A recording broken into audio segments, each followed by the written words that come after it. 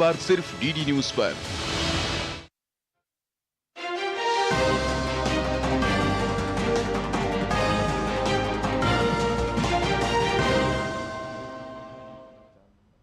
नमस्कार, स्वागत है आप सभी का। दूरदर्शन समाचार आप देख रहे हैं और सांकेतिक भाषा के इस खास बुलेटिन को लेकर हाजिर हूं मैं कृतिका। मेरे साथ है मेरे सहयोगी शरद मुदगल, जो खबरों को सांकेतिक भाषा के जरिए आप सभी तक पहुंचाएंगे।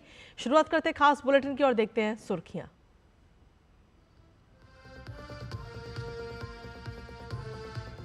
जनजातीय गौरव दिवस आज प्रेरणा स्थल पर राष्ट्रपति द्रौपदी मुर्मू भगवान बिरसा मुंडा को देंगी पुष्पांजलि।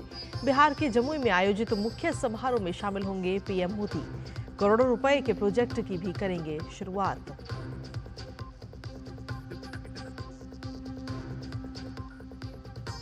महाराष्ट्र के रण में आज फिर उतरेंगे अमित शाह। कांग्रेस समेत अघाड़ी को भी दिखेगा दम।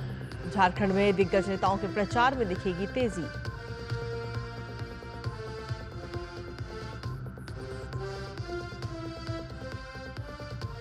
राजधानी दिल्ली में जहरीली हवा के कारण आज से लागू होगा ग्रेड 3। अगले निर्देश तक सभी प्राइमरी स्कूल बंद, ऑनलाइन होंगी क्लासेस।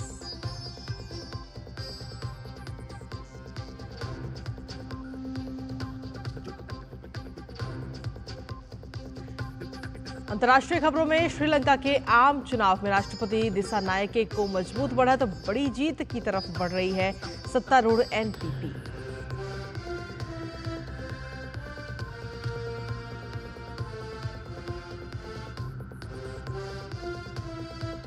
और कार्तिक पूर्णिमा पर आज काशी में धूमधाम से मनाई जाएगी देव दीपावली। गुरु नानक देव जी के प्रकाश पर्व पर गुरुद्वारों में भी विशेष कीर्तन और सत्संग।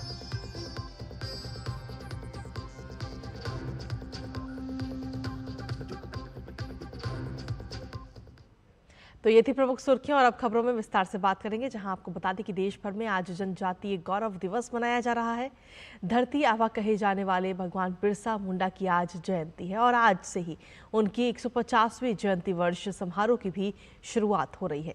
इस खास दिन पर राष्ट्रपति द्रौपदी मुर्मू आज प्रेरणा स्थल पर भगवान बिरसा मुंडा की प्रतिमा पर पुष्पांजलि अर्पित करेंगी। बिरसा मुंडा आदिवासी स्वतंत्रता सेनानी और मुंडा जनजाति के लोकनायक थे।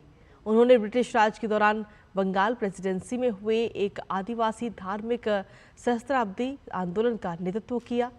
उन्होंने एक दिन घोषणा की कि वो पृथ्वी पिता यानी धरती आबा है। उनके अनुयायियों ने भी उनके इस रूप को माना। बिरसा मुंडा ने मुंडाओं को जल, जंगल, जमीन की रक्षा के लिए प्रेरित किया। उनका पूरा आंदोलन 1895 से 1900 तक चला।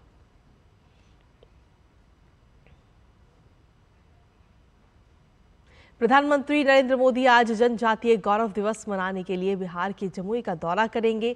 आज से भगवान बिरसा मुंडा के इस अवसर पर प्रधानमंत्री भगवान बिरसा मुंडा के सम्मान में एक स्मारक सिक्का और डाक टिकट का भी अनावरण करेंगे। साथ ही वो आदिवासी समुदायों के उत्थान और आदिवासी क्षेत्र के ग्रामीण और दूर दराज के क्षेत्रों में बुनियादी ढांचे में सुधार के उद्देश्य से 6,640 करोड़ रुपए से अधिक की कई विकास परियोजनाओं का उद्घाटन और शिलान्यास भी करेंगे। वहीं महाराष्ट्र के चुनावी समर में आज फिर एक बार गृह मंत्री अमित शाह उतरेंगे। आज यहां उनकी 3 रैलियां हैं।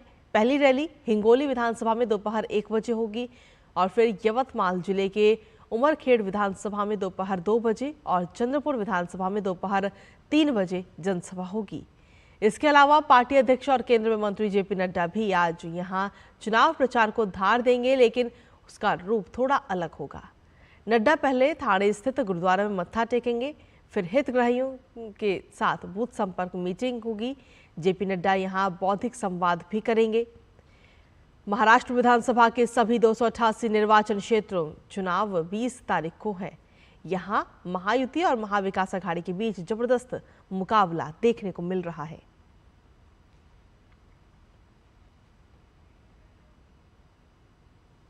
वहीं झारखंड में बीजेपी ने जहां प्रचार के लिए दिग्गजों की फौज उतार दी है, तो सत्ताधारी दल भी पीछे नहीं है। कांग्रेस, झारखंड मुक्ति मोर्चा, आरजेडी के कई स्टार चेहरे आज प्रचार करेंगे। कांग्रेस से आज चुनाव प्रचार की कमान लोकसभा में नेता प्रतिपक्ष और कांग्रेस के पूर्व राष्ट्रीय अध्यक्ष राहुल गांधी संभालेंगे। राहुल गांधी गोड्डा जिले के महागामा और बोकारो जिले के बैरमो में चुनावी रैली करेंगे। राहुल गांधी कांग्रेस की महागामा उम्मीदवार दीपिका पांडे सिंह के समर्थन में रैली करेंगे। राहुल गांधी दूसरी जनसभा बेरमो उम्मीदवार कुमार जय मंगल सिंह उर्फ अनूप सिंह के समर्थन में करेंगे। तो वहीं बिहार के पूर्व मुख्यमंत्री और आरजेडी नेता तेजस्वी आज देवघर में चुनावी रैली करेंगे। मुख्यमंत्री हेमंत सोरेन आज भी ताबड़तोड़ प्रचार करेंगे। इसके साथ ही उनकी पत्नी कल्पना सोरेन भी चुनाव प्रचार में खासी एक्टिव नजर आ रही हैं। आज कल्पना सोरेन 3 जनसभाएं करेंगी और जनता से वोट की अपील करेंगी। और वहीं दिल्ली में वायु प्रदूषण तेजी से बढ़ता जा रहा है। आज से दिल्ली के सभी प्राइमरी स्कूल बंद करने के निर्देश हैं। यहां अब अगले निर्देश तक ऑनलाइन पढ़ाई होगी। इसके अलावा वायु गुणवत्ता प्रबंधन आयोग यानी CAQM ने ग्रेडेड रिस्पांस एक्शन प्लान यानी GRAP ग्रैप के चरण 3 को आज से लागू करने का फैसला लिया है। तीसरे चरण के तहत प्रदूषण विरोधी सख्त उपायों को लागू किया जा रहा है, जिनका उद्देश्य कार्बन उत्सर्जन को कम करना और प्रदूषण से होने वाले स्वास्थ्य जोखिमों को कम करना है। ग्रैप 3 आमतौर पर तब लागू किया जाता है जब वायु प्रदूषण गंभीर श्रेणी में पहुंच जाता है। इस योजना के तहत प्रदूषण को कम करने के लिए निर्माण, तोड़फोड़ और सार्वजनिक गतिविधियों पर प्रतिबंध लागू होते हैं। श्रीलंका के संसदीय चुनाव में राष्ट्रपति अनुराकुमारा दिसानायके के नेतृत्व वाली सत्तारूढ़ गठबंधन नेशनल पीपल्स पावर NPP भारी जीत की ओर अग्रसर है। NPP ने अंतिम नतीजों के साथ भारी बढ़त हासिल कर ली है। वामपंथी गठबंधन ने 60% से ज्यादा वोट हासिल किए हैं, जबकि विपक्षी दलों SJB और NDF को 18 और 5% वोट मिले हैं। अब तक के परिणामों के मुताबिक NPP, जिसके पास निवर्तमान संसद में केवल 3 सीटें थीं, 225 सदस्यीय सदन में लगभग हर निर्वाचन क्षेत्र में आसानी से आगे चल रही है। विश्लेषकों का कहना है कि सत्तारूढ़ पार्टी ने सितंबर में हुए राष्ट्रपति चुनाव की तुलना में अपने वोट शेयर में वृद्धि की है, जहां उसे 42% वोट मिले थे। इसके साथ ही 225 सदस्यीय संसद में NPP स्पष्ट बहुमत की ओर है।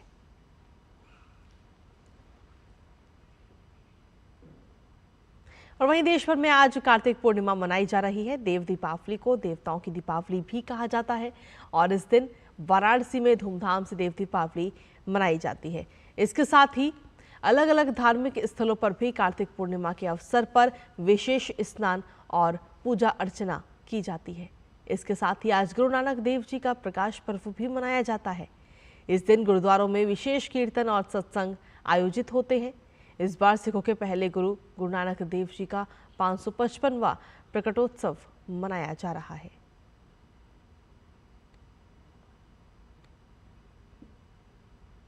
और वहीं बात अब खेलों से जुड़ी खबरों की, जहां एशियन चैंपियंस ट्रॉफी महिला हॉकी प्रतियोगिता में भारतीय टीम का दमदार प्रदर्शन जारी है। टीम ने अपने तीसरे मुकाबले में थाईलैंड की टीम को 13-0 से हरा दिया।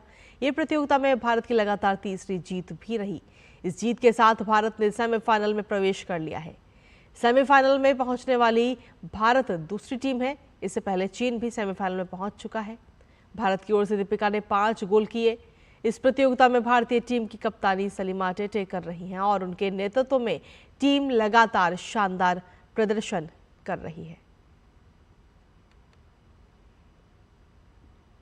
वहीं भारत और दक्षिण अफ्रीका के बीच T20 सीरीज का चौथा और आखिरी मुकाबला आज जोहान्सबर्ग में खेला जाएगा। 4 मैचों की T20 सीरीज में फिलहाल भारत 2-1 से आगे है। अब सीरीज पर कब्जा करने के लिए भारत को आज का मुकाबला जीतना होगा। तो वहीं दक्षिण अफ्रीका की कोशिश जीत के साथ सीरीज को ड्रॉ करने पर होगी। भारत और दक्षिण अफ्रीका के बीच अब तक के रिकॉर्ड की बात करें तो दोनों टीमें अब तक 30 बार भिड़ी हैं, जिसमें से भारत को 17 मैचों में जीत मिली है। तो वहीं दक्षिण अफ्रीका ने 12 मुकाबले अपने नाम किए हैं।